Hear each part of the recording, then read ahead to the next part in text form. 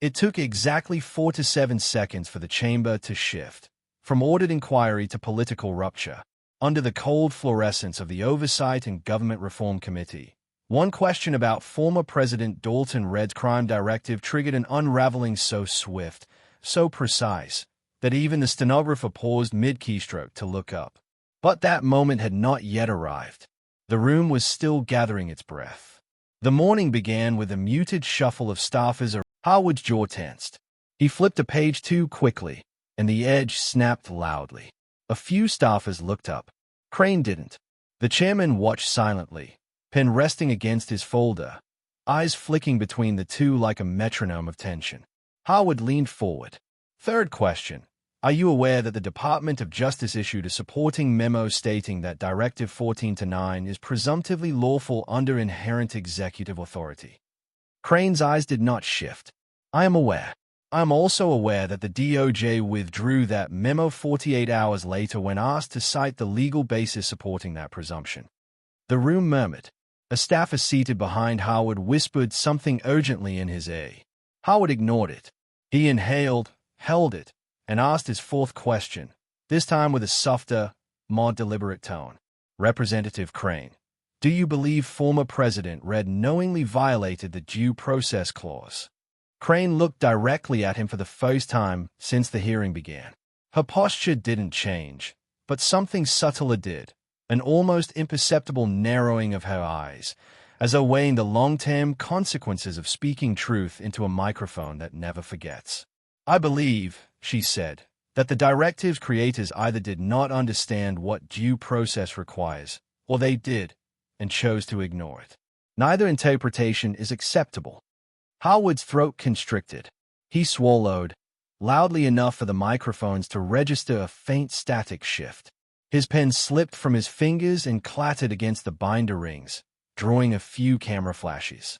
He tried to recover the rhythm of the questioning, but Crane's answer had lodged itself in the room like a lodged gear. Everything felt strained, resistant.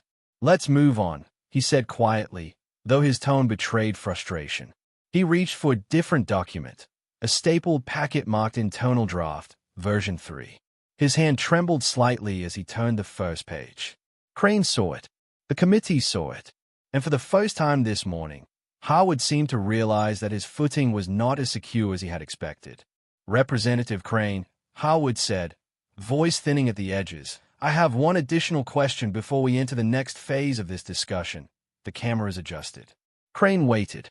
Can you explain why this committee received multiple versions of Directive 14-9, each with different budget figures, different enforcement language, and different claimed authorities? Crane's answer did not come immediately. She inhaled once, exhaled once, and then, calmly, precisely, she began. But the cracks were only beginning to show. Crane folded her hands on the table. Her voice remained even, but a measured intensity settled beneath it, an undercurrent that signaled the shift from polite testimony to necessary confrontation. Because, she said, those versions were not legitimate. They were drafts created by different teams who were not communicating with each other.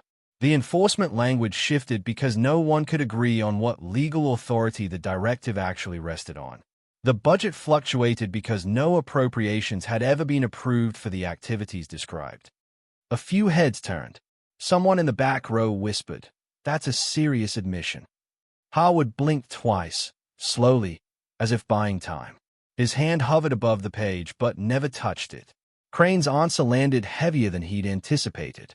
"So you're suggesting," he said carefully, "that the inconsistencies were organizational, not ideological." Crane shook her head once. "I'm suggesting the inconsistencies reflect an absence of legal review. You cannot invent executive authority by circulating half-formed drafts between departments hoping one of them will pass unnoticed."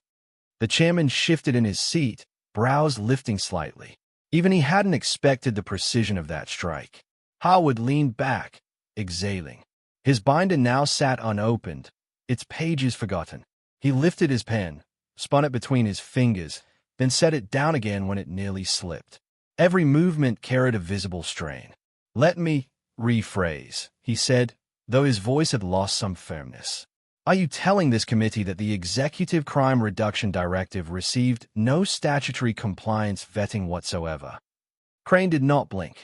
I'm telling the committee that I have reviewed every version your office provided, and none, show evidence of proper compliance checks. Not even the earliest drafts contain references to statutory limits or constitutional constraints. That is a procedural failure of extraordinary magnitude. Harwood's face flushed, just enough that the cameras adjusted contrast automatically. And you're certain, he pressed, that the directive does not rely on any pre-existing emergency authority. Crane tilted her head slightly. Which authority would that be, Representative Harwood? The National Emergencies Act? The Insurrection Act? Or are you proposing a previously unknown power, one that exists only in the imagination of the directive's authors? A few gasps cut through the audience. The chairman tapped his pen twice, not to reprimand, but to maintain order. Harwood's composure wavered. His jaw flexed.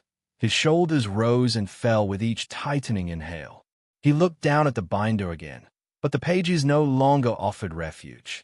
They were simply paper, thin, insufficient, and now undeniably exposed. He attempted one last question. Representative Crane, do you believe these inconsistencies were accidental? Crane answered without hesitation. No, I believe they were necessary. Without them, the directive could not appear lawful on its face. Its architects used ambiguity as a shield. Camera shutters clicked. A staffer scribbled a hurried note in the margin of her legal pad. Someone coughed in the back row, the sound sharp against the fragile silence. Harwood tried to respond, but for the first time, no words came. His gaze darted to his staff, to the chairman, back to Crane, searching for a foothold. He found none. Crane remained still, unmoved, certain.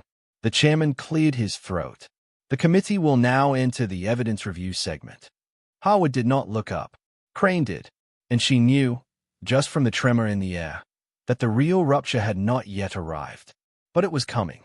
The evidence cart rolled forward on stiff wheels, its metallic clatter echoing up the marble walls like a warning. 3 thick folders, each marked with a red tab, were placed on the table before the chairman. A staff attorney stepped forward, her expression restrained, her voice steady. Mr. Chairman, she said, the committee has received a new document from an anonymous agency official. It pertains to Directive 14-9. A low current moved through the room. Harwood stiffened. Crane didn't move, but her eyes sharpened, subtle, focused, like the lens of a camera drawing in a nearer truth. The chairman nodded. Representative Crane, Representative Harwood, you both may review it. Crane accepted the folder with calm fingers. Harwood hesitated before taking his. The document inside was unmistakable, an internal memo stamped preliminary, not for distribution. Crane's breath slowed as she read. A familiar pattern emerged. Careful evasion, buried authority references, procedural shortcuts that were never meant to see light. Harwood's lips parted. His brow creased. He skimmed the first page again, then again, as if speed could alter its meaning. Crane broke the silence first. Mr. Chairman, she said softly, this memo contains material discrepancies that were not included in the directive versions Representative Harwood's office submitted. Harwood snapped his gaze upward. That memo isn't authenticated, he said quickly. We don't know where it came from. Crane lifted the first page slightly, letting the light catch its watermark. It came from the Office of Strategic Enforcement Support. They use a 2-line security seal embedded in the paper fibers. That seal is present. A few staffers leaned forward. The stenographer typed faster. Harwood's face tightened. Even so, that doesn't mean it reflects the official intent. Crane raised a hand, not to interrupt, but to hold the weight of her next words steady. The memo outlines an enforcement mechanism that relies on undisclosed data sweeps of civilian communication networks. She paused, letting the gravity settle. It cites FISA Section 702 as its authority.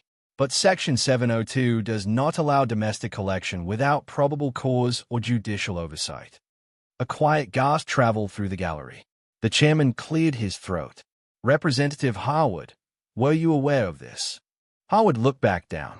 His fingers hovered over the paragraph in question, the one detailing a temporary suspension of judicial warrant requirements in emergencies designated at the discretion of the executive. The phrase was underlined twice in blue ink. His ink. Crane recognized the handwriting. He closed the folder too quickly, the sound sharp and brittle. I have not seen that draft, he said. My staff, if they forwarded that version, then it was done without my knowledge. Crane knew the committee would test that claim later. Not now. Not yet. She lifted the next page. It also indicates that budget allocation for this data program would bypass congressional appropriations by redirecting funds from the Domestic Threat Mitigation Account. That account has legally defined limits under the Appropriations Act. It cannot be reproposed without committee approval. The chairman leaned closer to his microphone. Representative Howard, did your office authorize any such reallocation? Howard swallowed hard. His Adam's apple moved like a small nut shifting beneath the skin. No, absolutely not. Crane glanced at the final page, an unsigned footnote, small, easily missed, yet devastating. She read it aloud. Given anticipated scrutiny, enforcement details should remain verbally communicated to avoid creation of discoverable records. The room froze. Even the cameras paused their whirring gears, as though unwilling to intrude on the magnitude of what had just entered the record. The chairman inhaled slowly. Representative Crane, do you believe this memo reflects deliberate attempts to obscure the directive's legality? Crane closed the folder with precise calm. Yes, and I believe the inconsistencies we saw earlier were not bureaucratic errors. They were created to shield a surveillance program that violates both statutory and constitutional law. Howard shook his head, but the denial lacked force. His face had gone pale, the color draining slowly like ink fading under a bright lamp. This is speculative, he managed. We don't know the origin. We don't know the intent. Crane leaned forward slightly, enough for the microphones to catch her next words with surgical clarity. Then let's settle the question. How the clerk read the memo into the record. Howard's eyes widened, not in outrage, but in fear. The chairman nodded. Clerk, proceed. As the first lines of the memo began to echo through the chamber, Howard's posture deflated. His shoulders dropped by almost an inch. His hand, resting on the binder, trembled visibly now. Crane watched, not triumphant, not angry, but with the grim understanding of someone who had just uncovered a truth too large to ignore. The memo continued, line after line, revealing the directive's hidden architecture. A parallel authority, a loophole exploited, a silence weaponized. But the real collapse had not yet arrived. It was waiting in the next question. The memo's final words were still hanging in the air when the chairman turned deliberately toward Representative Blake Howard. The room had shifted, its center of gravity pulled toward one man whose confidence was now thinning, unraveling in quiet, visible threads. Representative Howard, the chairman said, in light of the inconsistencies Representative Crane has identified, and in light of this memo's contents, the committee requests clarification. He paused, letting the silence harden. Under which statutory authority does Section 2(b) of Directive 14-9 derive its power? Crane knew the question. She had waited for it. Section 2(b) was the soft underbelly of the entire directive, the one line that claimed sweeping enforcement capacity without citing a single legal anchor.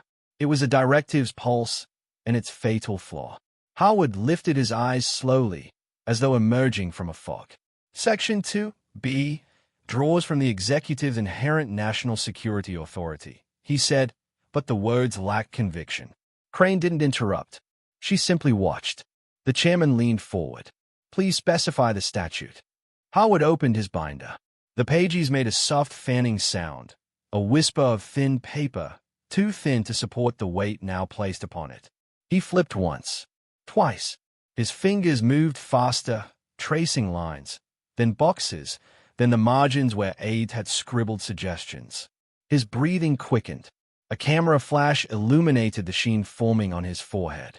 Is it your testimony, the chairman asked again, slower this time, that Section 2(b) is supported by statute? If so, name it for the record. A hush fell over the hall. The first second passed. Howard swallowed. The second passed. Crane observed the tightening of his jaw, the slight tremor in his left hand as he turned yet another empty page. She watched the widening of his eyes, the dawning realization that his binder contained no statute, no justification, no saving line tucked somewhere in the margins. 10 seconds. A spectator in the gallery shifted in his seat, the sound sharp in the quiet. 15 seconds. Howard flipped the same 3 pages in a loop, as though repetition might conjure an authority that did not exist. 20 seconds. The chairman's eyes narrowed. Crane remained still. 25 seconds.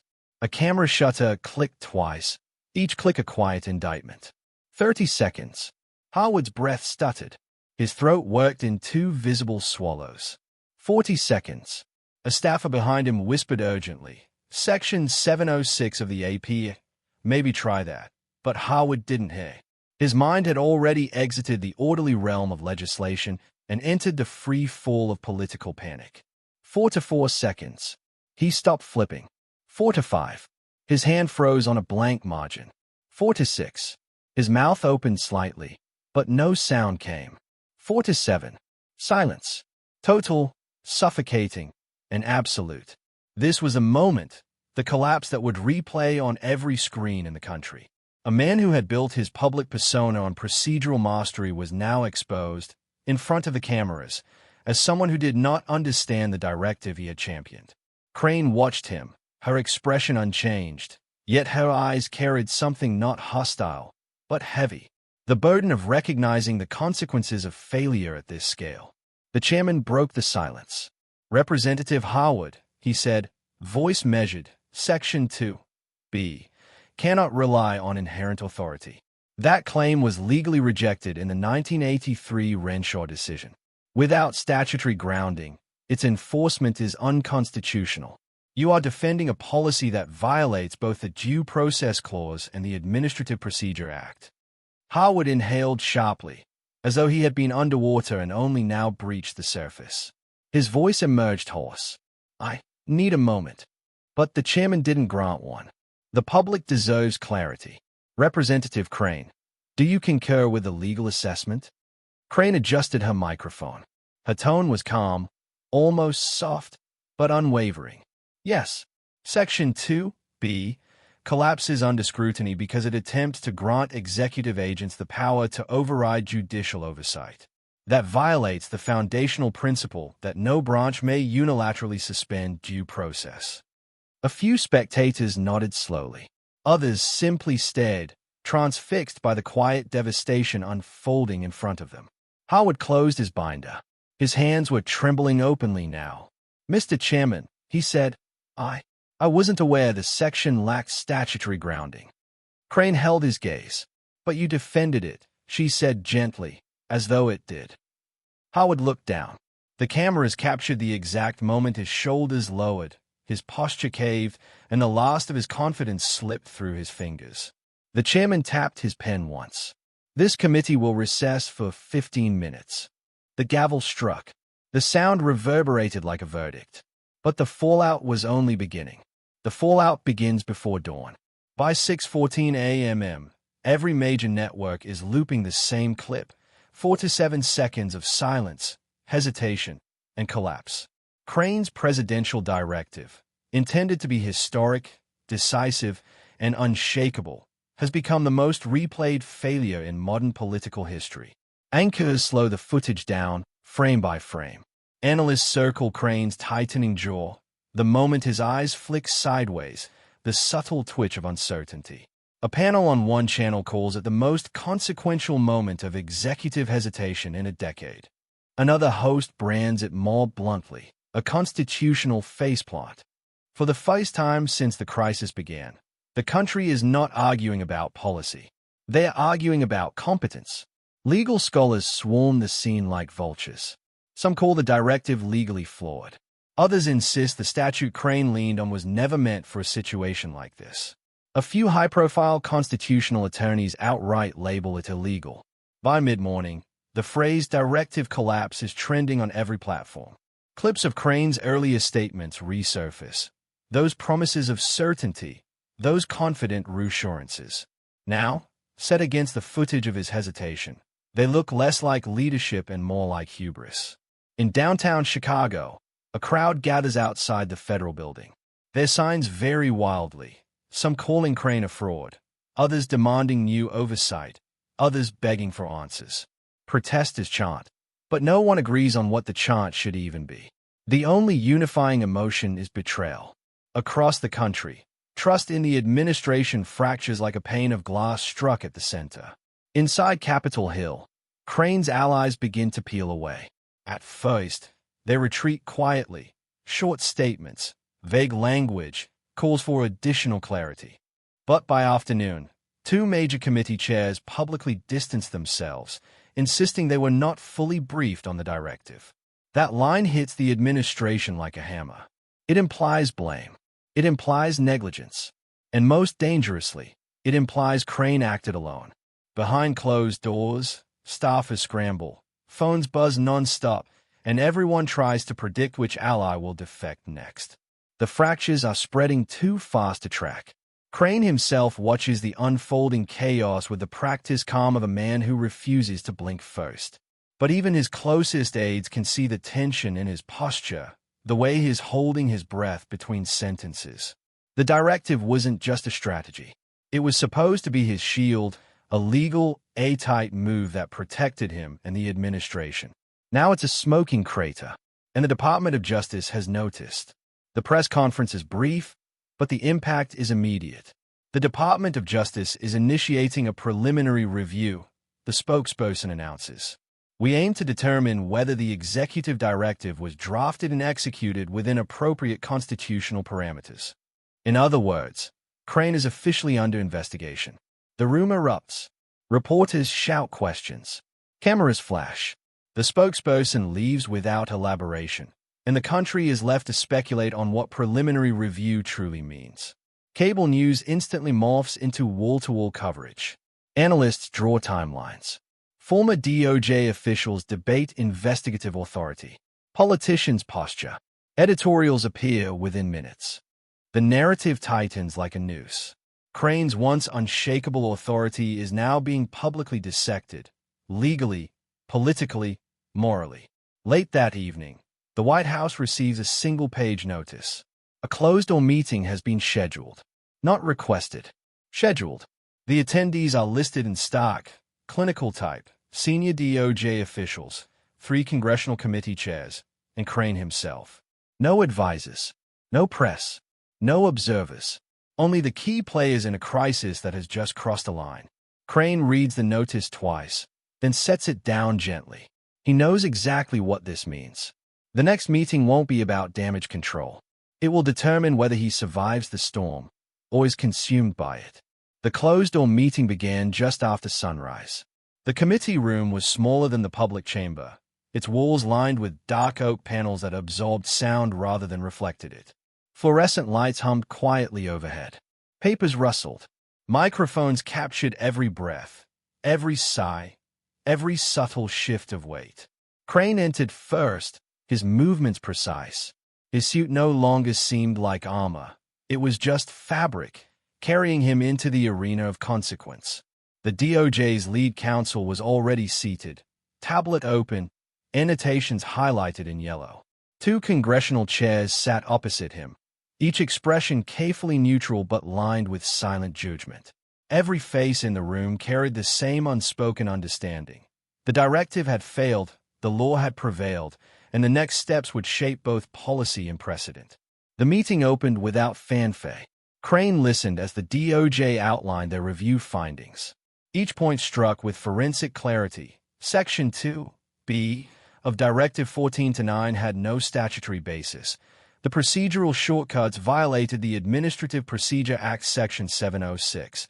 The enforcement mechanisms bypassed judicial oversight in direct contravention of the Due Process Clause.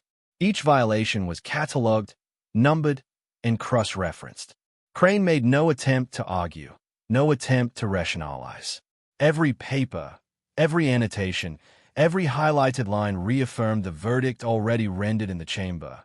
on cable news, and in public discourse.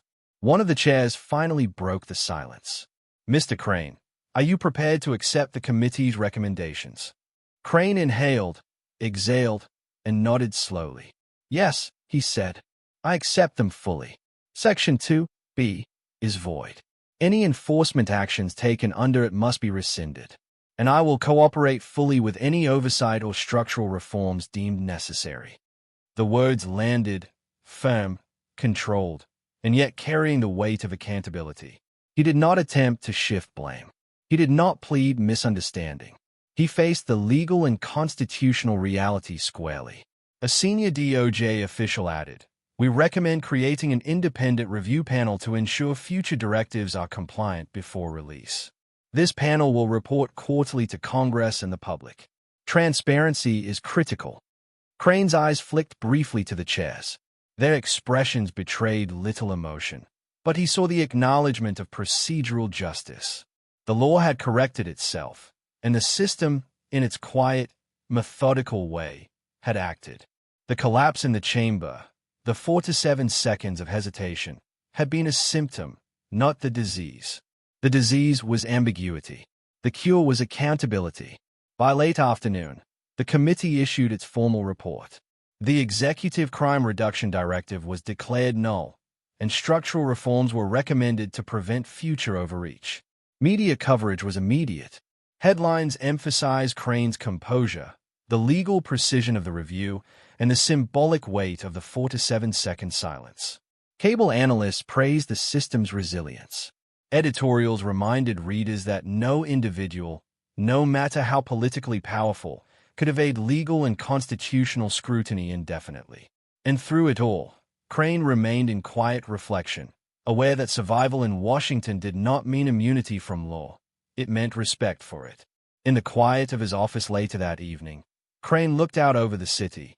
The hum of traffic below sounded ordinary, almost banal, yet it carried the rhythm of a nation governed not by chaos, but by procedure, principle, and precedent. He thought of the 4 to 7 seconds, of the memos, the budgets, the drafts, the silence. All of it now archived, analyzed, and remembered. He exhaled, finally allowing a brief moment of stillness. Some careers end in scandal. His ended in silence. And in that silence, the law endured.